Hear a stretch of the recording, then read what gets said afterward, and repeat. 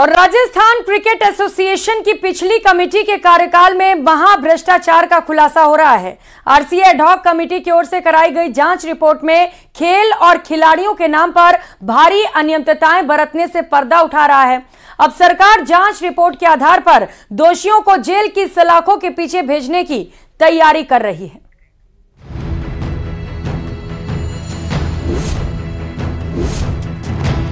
Cricket के भविष्य को संवारने के लिए बनाए गए राजस्थान क्रिकेट एसोसिएशन में ही क्रिकेट के नाम पर भ्रष्टाचार का सबसे बड़ा खुलासा हो रहा है।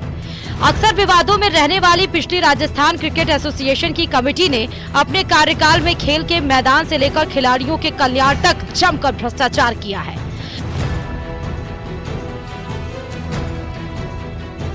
आरसीए एडहॉक कमेटी की ओर से कार्रवाई की गई रिपोर्ट में खुलासा हुआ कि बीसीसीआई ने हर साल राजस्थान क्रिकेट के कल्याण के लिए करोड़ों रुपए का बजट आवंटित किया, लेकिन तत्कालीन कमेटी ने आरसीए से संबंध एम्पायर, खिलाड़ी, ग्राउंड स्टाफ को लंबे समय से फीस का भुगतान नहीं किया।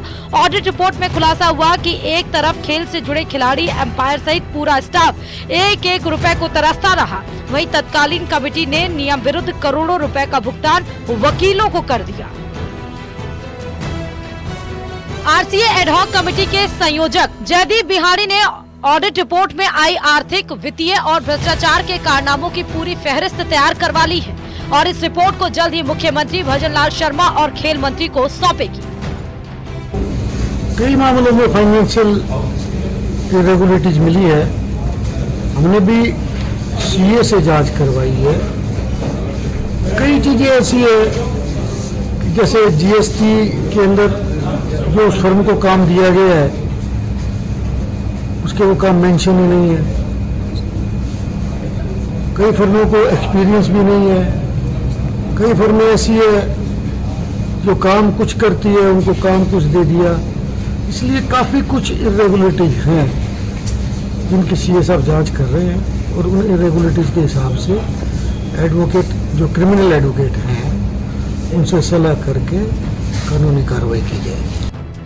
आरसीए एडहॉक कमेटी की ओर से कार्रवाई की गई जांच रिपोर्ट में कई बड़े चौंकाने वाले खुलासे सामने आ रहे हैं। क्रिकेट खेल को बेहतर बनाने के नाम पर नए स्टेडियम का निर्माण शुरू से ही भ्रष्टाचार की नींव पर खड़ा किया गया।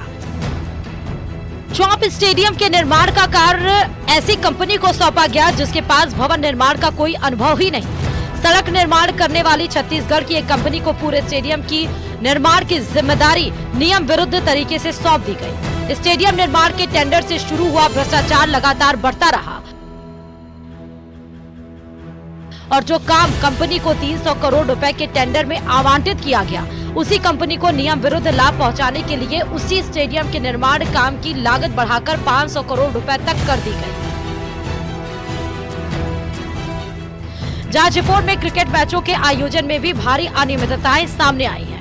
One day international, Indian Premier League और राजस्थान प्रीमियर लीग के आयोजनों में भी बड़ी धांधली की गई है। इन मैचों के लिए तत्कालीन आरसीए कमेटी ने मैचों से संबंधित इवेंट के टेंडर जिन कंपनियों को सौंपे थे, उन कंपनियों ने फर्जी सिस्टर कंसर्न कंपनियों के जरिए काम करवाया। राष्ट्रीय और अंतर्राष्ट्रीय मैचों के आयोजन में हुई इस धांधली में मैचों के दौरान सुरक्षा व्यवस्था, बाउंसर्स, स्टेडियम की सजावट, स्टेडियम का रखरखाव, टेंट डेकोरेशन, हाउस कीपिंग के साथ साथ मैचों में मनोरंजन के लिए नाचने वाली चीयर गर्ल्स के कामकाज में भ्रष्टाचार किया गया है। हमें राजस्थान क्रिकेट के भविष्य को जिंदा रखना है। ऐसा कोई काम नहीं करेंगे जिससे कि आरसीए की मान्यता खत्म हो जाए। एफआईआर सबसे सरल और सबसे साफ तरीका है। जो लोग, देखिए, फाइनेंशियल जो भी करप्शन हुआ है वो किया तो आदमियों ने है और ये कोई मानवीय भूल में शामिल नहीं होगा। बहरहाल राजस्थान क्रिकेट अकेडमी की एडहॉक कमेटी की ओर से पिछली कमेटी के कार्यकाल में हुई वित्तीय अनियमितताओं और भ्रष्टाचार की जांच रिपोर्ट तैयार कर ली गई। भ्रष्टाचार में लिप्त दोषियों के खिलाफ एडहॉक कमेटी मुकदमा दर्ज करवाएगी। वहीं बीसीसीआई की ओर से खेल और खिलाड़ियों के कल्याण की राशि में हुई लूट खसोट की जांच के लिए केंद्र सरकार की सीबीआई, प्रवर्तन निदेशालय जैसी एजेंसियों को भी जाँच करने के लिए पत्र लिखने की तैयारी की जा रही है। न्यूज 18 राजस्थान के लिए जयपुर से राकेश शर्मा की रिपोर्ट।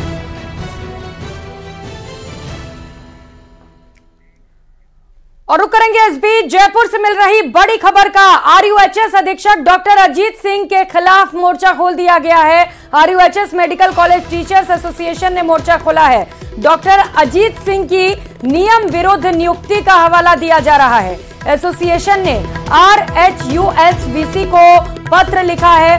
डॉक्टर अजीत सिंह चिकित्सा ग्रुप 2 में कार्यरत हैं। इनका प्रशासनिक नियंत्रण भी विश्वविद्यालय में नहीं है।